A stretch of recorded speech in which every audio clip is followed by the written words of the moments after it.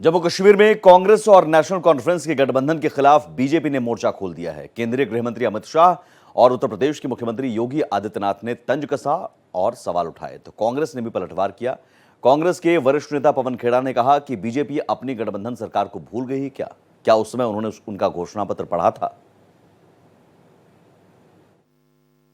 कांग्रेस के वरिष्ठ नेता और पब्लिसिटी डिपार्टमेंट के चेयरमैन पवन खेड़ा इस वक्त हमारे साथ है। पवन जी, कांग्रेस का और एनसी का गठबंधन हो चुका है, लेकिन अब कहीं ना कहीं केंद्र सरकार ने हमला उस पर शुरू कर दिया है। साफ तौर पर अमित शाह ने ट्वीट करके कहा है कि सत्ता में आने की इतनी लालसा है कि एनसी के साथ गठबंधन कर रहे हैं। क्या उनके मैनिफेस्टो को भी कांग्रेस पार्टी एक्सेप्ट करेगी?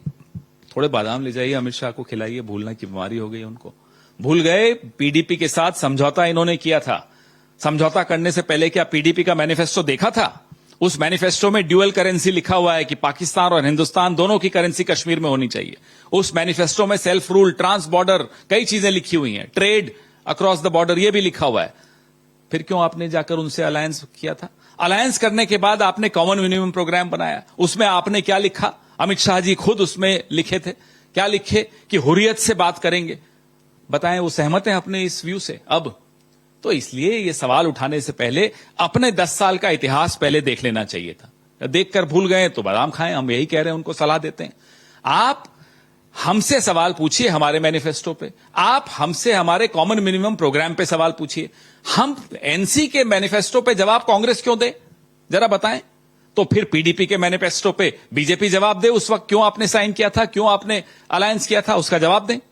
गृह मंत्री की बात को आगे बढ़ाते हुए योगी आदित्यनाथ ने भी अब तंज कसना शुरू कर दिया है। अब उनके तो आपसे रिश्ते आप जानते हैं कितने मधुर हैं, तो आजकल वो ठीक करने के लिए, दुरुस्त करने के लिए जो अमित शाह कहते हैं वही योगी आदित्यनाथ कहते हैं। वहां आप सब तोते हो गए हैं। एक आदमी ऊपर से बोलेगा, पीछे सब दोहराएंगे, अपना दिमाग कोई लगाएगा नहीं। और जिसने ये बोला वो बादाम खाए बगैर बोला।